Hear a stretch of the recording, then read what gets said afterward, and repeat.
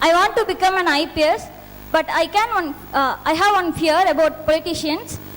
If I am become an IPS, I think I can't implement my own ideas.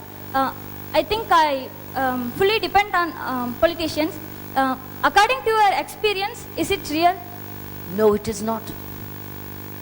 It is not. Because the IPS is based on law and rules. It is the afraid people who are do this. But secure people don't bother about the bad politicians. But the politicians transfer them. Let them be. They are not going into the ocean. They are going into India. They'll be posted in Tamil Nadu. Any part of Tamil Nadu. Any part of Kerala. Any part of Goa. So the worst, when you don't listen to a politician on corruption, let's say, unethical, Maxim, what can he do? You need to know. What can he do? He'll only transfer you. Let him be. But you can do the right thing. That's the point. So, it's a good thing you asked. This is where you need career counseling here. That I want to become, but I have this fear. Somebody will clearly tell you, this is baseless. You have the power, you will be trained, you will implement the law, and you have the power to say no to a politician's wrong direction. And worst come to worst, he can only transfer you. You should be ready to go. So what? You understand?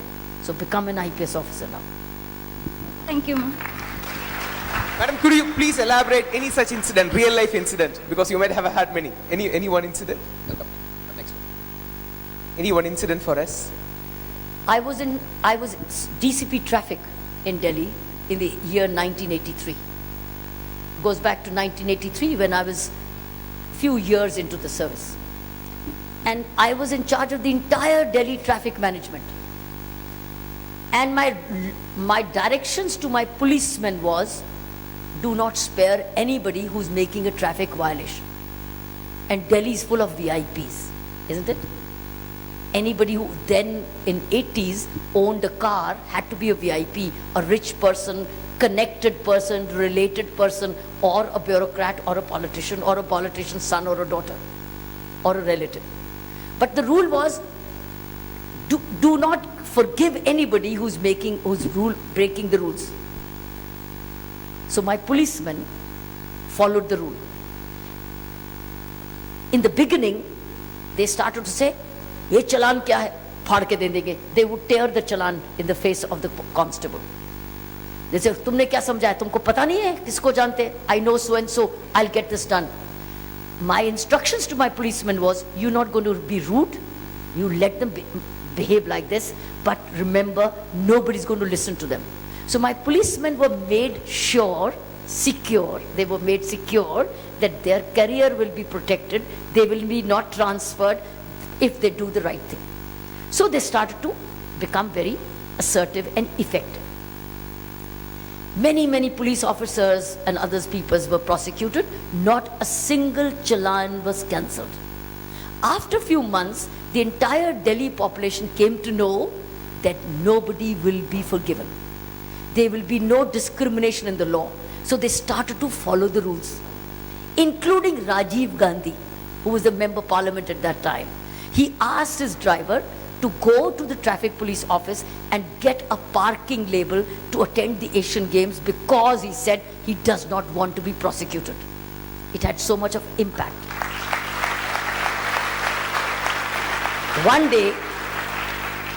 One day, my traffic policeman was doing patrolling in Connaught Place, and I was enforcing parking laws very effectively. In fact, during that time, in 1982, I was not called Kiran Bedi.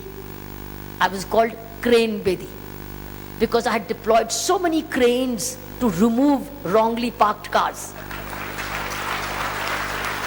So one day, my police officer with a crane was patrolling Connaught Place. And there was one car which was blatantly violating the parking laws. So he went to that car and said, "Go into the parking lot, you are blocking the road." He said, "Who are you?" He said, "I'm telling you, could you please go to the parking lot and get your work done, whatever you want, otherwise I will remove this car with this crane." Because the crane would lift it and remove it. It would, you know, you've seen a crane? So it would lift it and tow it away. He said, करके दिखाओ.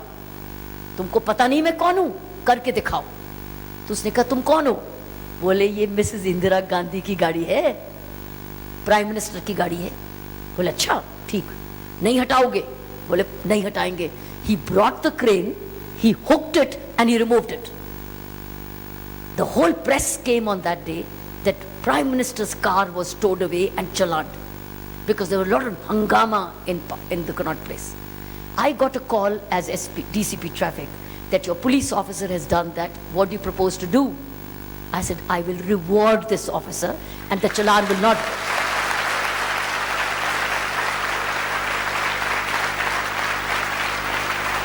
So this is answering your question.